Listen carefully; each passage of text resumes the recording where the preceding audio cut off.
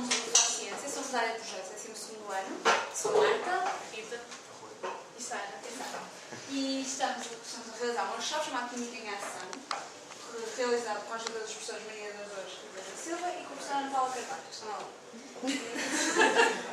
Nós pedimos ajuda à Faculdade de Ciências, a professores da Ferreira Gomes, para nos orientar neste workshop e os professores da Ferreira Gomes indicam-nos estas duas professoras que nos vão ajudar a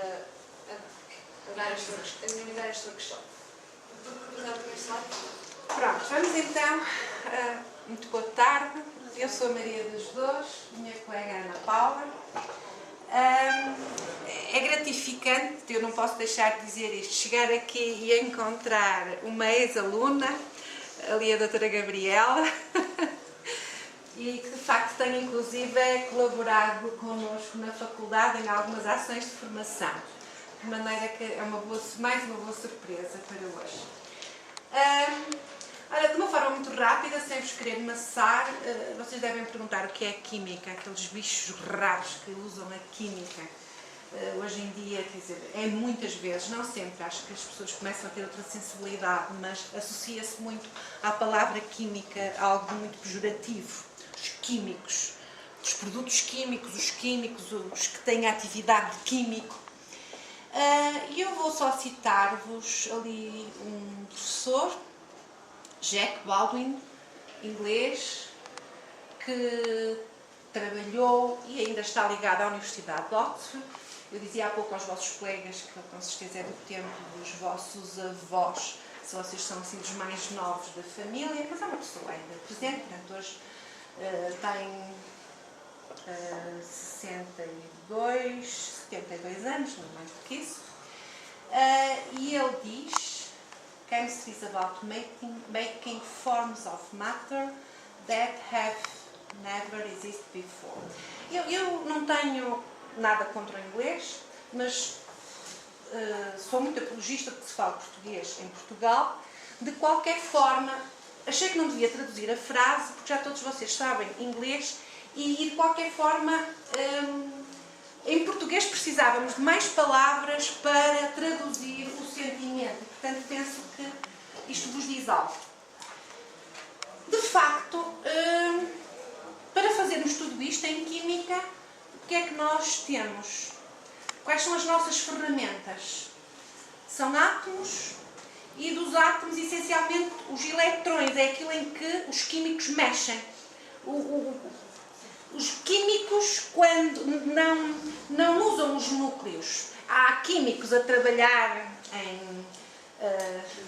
em radioquímica, por exemplo, e aí os núcleos estão em ação. Mas, essencialmente, aquilo que se fala em química é algo em que diz respeito à nuvem eletrónica dos átomos, à combinação, às ligações que eventualmente se podem formar, ou interações.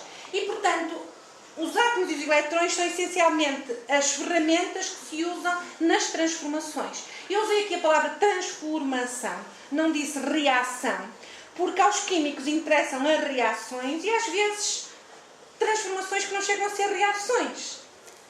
Não há mudança na substância de que temos, há apenas uma mudança de estado físico, por exemplo, é uma transformação física e interessa muitíssimo aos químicos.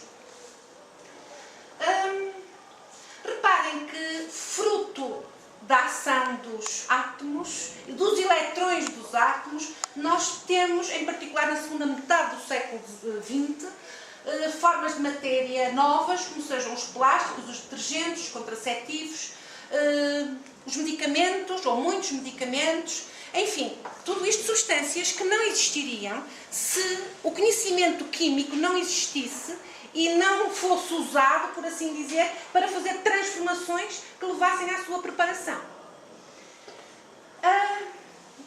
Século XVIII já foi há muito tempo, mas tu tens assim uma cara. Mas sabes que isto em ciência, muito tempo, com certeza que Marie Curie é alguém muito mais recente. Mas também já se foram 100 anos, é muito tempo. Mas se vocês repararem, neste período de 100 anos, as transformações em ciência foram enormes. No século XVIII, de facto, a química remonta ao século XVIII. E remonta ao século XVIII porque há um químico muito importante. Vocês sabem quem é? Quem é?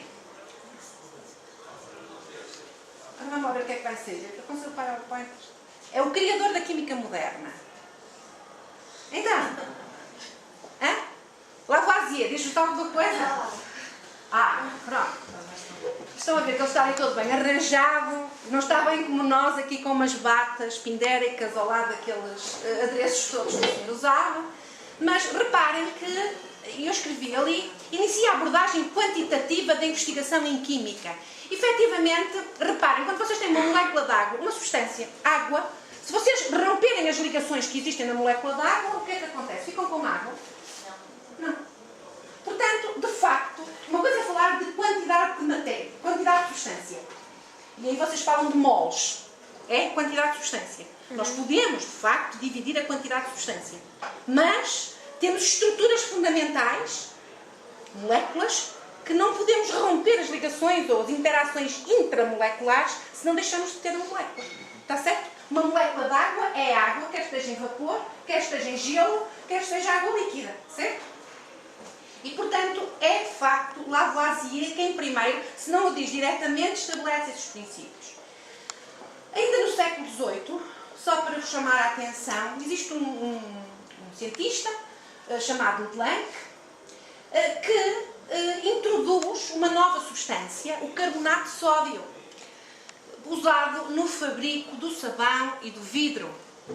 Reparem que anteriormente já havia vidro, quando vocês vão aos museus, veem vidro, enfim, já de sociedades mais anteriores, mas de facto o que acontece é que o carbonato de sódio era produzido através ou a partir da extração de cinzas de várias plantas. E é de facto ele que vai apresentar uma patente com a produção do carbonato de sódio. Hoje que tanto se fala de patentes.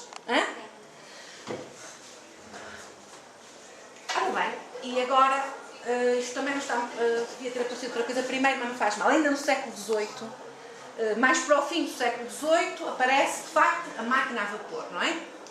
A vossa professora de Física já vos deve ter falado disso, de Físico-Químicas, provavelmente, não sei se é do programa ou não, deve ser. Eu estou a falar para os mais pequeninos, dos mais jovens, desculpem. Isto não são mais pequeninos, são só mais jovens. Não, pois não. Pronto, mas não faz mal. Mas já ouviram falar na máquina a vapor, não sabem dizer o que está por trás disso do ponto de vista físico. Virá qualquer dia, para vocês depois compreenderem melhor este slide. E nós temos, fala-se de Revolução Industrial, ou começa-se a falar de Revolução Industrial, na segunda metade do século XVIII, fundamentalmente em Inglaterra, não é verdade? E depois é estendida no princípio do século XIX para o resto do mundo, enfim, pelo menos daquele que se desenvolveu mais. Século XIX, o que é que há de importante? Uma coisa que vocês já conhecem, a tabela periódica. Sabem quem foi que... Não foi o que descobriu a tabela periódica, mas quem organizou, quem pôs lá as coisas todas direitinhas? Quem foi? Mendeleev. Ora bem, como ele sabe. Então, e de facto esta tabela periódica é muito útil, porque ela está organizada de forma que nos permite perceber o comportamento dos elementos químicos. Os elementos são sempre químicos. Isto é muito, ou o comportamento químico dos elementos, às vezes também físico até. Eu escrevi ali químico, devia ter sido só o comportamento. E o químico está a mais. Está ali o senhor? Gostam daquele alfabeto? Gostam? Não? Pois não percebem, mas está ali a tradução.